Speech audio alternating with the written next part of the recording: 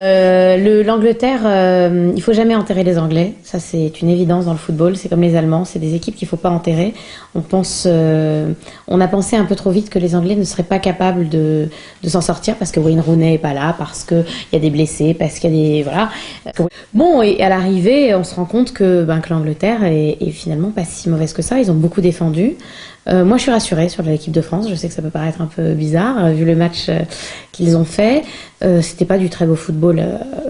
On s'est pas éclaté. Ouais, mais ouais, ils m'ont fait penser beaucoup justement aux Espagnols fatigués, l'équipe de France, tu vois. C'est-à-dire que j'ai eu l'impression plutôt oui, c'était la passe à 10, mais je suis rassurée défensivement, moi.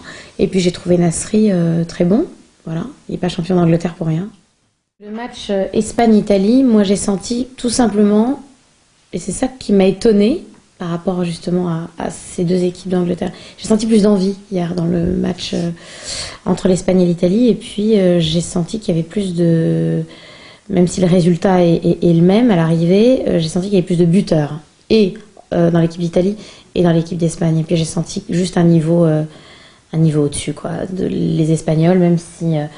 je les ai trouvés un peu moyens. Il y a toujours Xavi, Iniesta qui sont exceptionnels. L'Italie, il y a Di Natale. On a vu que Buffon était sans doute le meilleur gardien du monde. Voilà, on voit qu'il est jeune encore. Il a 33 ans ou 34 ans, Buffon. Tout le monde croit qu'il en a 40, mais il est toujours là. Et je pense qu'on est juste un peu en dessous, quoi. J'espère qu'on va être capable de montrer autre chose face à la Suède. J'espère qu'on va être capable de montrer autre chose face à l'Ukraine. Ça, je pense que l'Ukraine, même s'ils sont à la maison, je suis pas convaincue qu'ils fassent un super match. Je pense qu'on va passer le premier tour.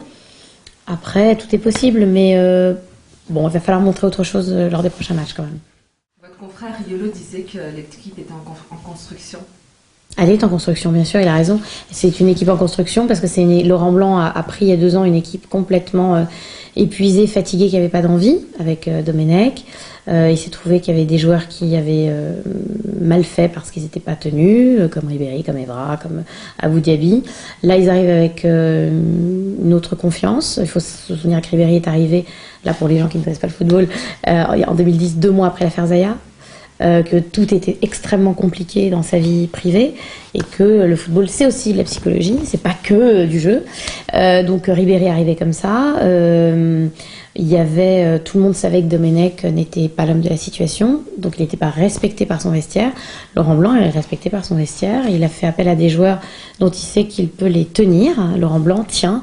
Je dirais tout simplement que Laurent Blanc était un patron de droite, là où Domenech était un patron de gauche. C'est-à-dire que Domenech était beaucoup plus dans l'écoute, dans la douceur, dans l'émotion. Il aime le théâtre. Moi, j'aime beaucoup Domenech, hein, sincèrement en plus. Moi, je fais pas partie des gens qui le cassent. Et je pense que Laurent Blanc est beaucoup plus dans il faut serrer les boulons, les tenir.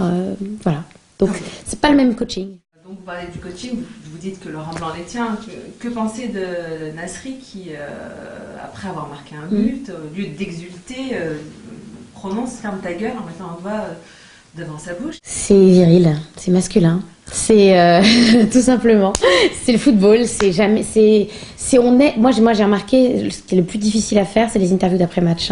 Tu sais, quand on va dans les interviews d'après match, même dans les clubs pendant l'année, il y a une espèce de nervosité, j'ai l'impression que c'est des mecs qui ce but, ils l'espéraient pas aussi beau. C'est un joueur qui a été très critiqué, Nasri, par nos collègues journalistes, vraiment très critiqué. Et je pense qu'il y a une espèce de, tu vois ce que je suis capable de faire. Maintenant, ferme ta gueule. Facile d'être derrière un ordi et de faire machin. Moi, je te montre ce que je sais faire. Et c'est vrai que Nasri est parti d'Arsenal pour Manchester City l'année dernière. On a dit, oh, il fait une erreur d'aller à Manchester City, c'est que pour le fric. Et Manchester City est champion d'Angleterre. Il a fait finalement des très bons choix. Et je peux comprendre de l'énervement, effectivement. C'est parce qu'il y a plus classe, hein, on est d'accord. Mais c'est humain.